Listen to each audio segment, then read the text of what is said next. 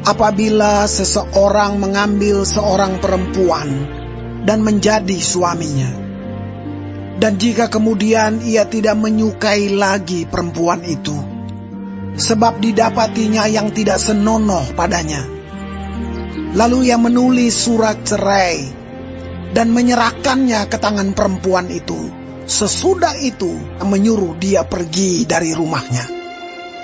Dan jika perempuan itu keluar dari rumahnya dan pergi dari sana, lalu menjadi istri orang lain, dan jika laki-laki yang kemudian ini tidak cinta lagi kepadanya, lalu menulis surat cerai dan menyerahkannya ke tangan perempuan itu, serta menyuruh dia pergi dari rumahnya, atau jika laki-laki yang kemudian mengambil dia menjadi istrinya itu mati, maka suaminya yang pertama, yang telah menyuruh dia pergi itu, tidak boleh mengambil dia kembali menjadi istrinya setelah perempuan itu dicemari. Sebab hal itu adalah kekejian di hadapan Tuhan. Janganlah engkau mendatangkan dosa atas negeri yang diberikan Tuhan Allahmu kepadamu menjadi milik pusakamu. Apabila baru saja seseorang mengambil istri, janganlah ia keluar bersama-sama dengan tentara maju berperang, atau dibebankan sesuatu pekerjaan. 1 tahun lamanya ia harus dibebaskan untuk keperluan rumah tangganya, dan menyukakan hati perempuan yang telah diambilnya menjadi istrinya. Janganlah mengambil kilangan atau batu kilangan atas sebagai gadai, karena yang demikian itu mengambil nyawa orang sebagai gadai. Apabila seseorang kedapatan sedang menculik orang, salah seorang saudaranya dari antara orang Israel, lalu memperlakukan dia sebagai budak dan menjual dia, maka haruslah penculik itu mati. Demikianlah harus kau hapuskan yang jahat itu dari tengah-tengahmu. Hati-hatilah dalam hal penyakit kusta, dan lakukanlah dengan tepat segala yang diajarkan imam-imam orang Lewi kepadamu. Apa yang kuperintahkan kepada mereka, haruslah kamu lakukan dengan setia.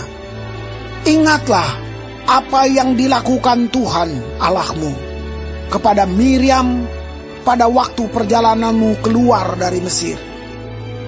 Apabila engkau meminjamkan sesuatu kepada sesamamu, janganlah engkau masuk ke rumahnya untuk mengambil gadai daripadanya. Haruslah engkau tinggal berdiri di luar, dan orang yang kau beri pinjaman itu haruslah membawa gadai itu keluar kepadamu. Jika ia seorang miskin, janganlah engkau tidur dengan barang gadaiannya. Kembalikanlah gadaian itu kepadanya pada waktu matahari terbenam, supaya ia dapat tidur dengan memakai kainnya sendiri dan memberkati engkau. Maka engkau akan menjadi benar di hadapan Tuhan Allahmu. Janganlah engkau memeras pekerja harian yang miskin dan menderita, baik ia saudaramu maupun seorang asing yang ada di negerimu, di dalam tempatmu. Pada hari itu juga haruslah engkau membayar upahnya sebelum matahari terbenam. Ia mengharapkannya karena ia orang miskin, supaya ia jangan berseru kepada Tuhan mengenai engkau, dan hal itu menjadi dosa bagimu. Janganlah ayah dihukum mati karena anaknya. Janganlah juga anak dihukum mati karena ayahnya. Setiap orang harus dihukum mati karena dosanya sendiri. Janganlah engkau memperkosa hak orang asing dan anak yatim. Juga janganlah engkau mengambil pakaian seorang janda menjadi gadai. Haruslah kau ingat bahwa engkau pun dahulu budak di Mesir, dan engkau ditebus Tuhan Allahmu dari sana. Itulah sebabnya aku memerintahkan engkau melakukan hal ini. Apabila engkau menuai di ladangmu, lalu terlupa seberkas di ladang, maka janganlah engkau kembali untuk mengambilnya. Itulah bagian orang asing, anak yatim, dan janda, supaya Tuhan Allahmu memberkati engkau dalam segala pekerjaanmu. Apabila engkau memetik hasil pohon zaitunmu dengan memukul-mukulnya, janganlah engkau memeriksa dahan-dahannya sekali lagi. Itulah bagian orang asing, anak yatim, dan janda.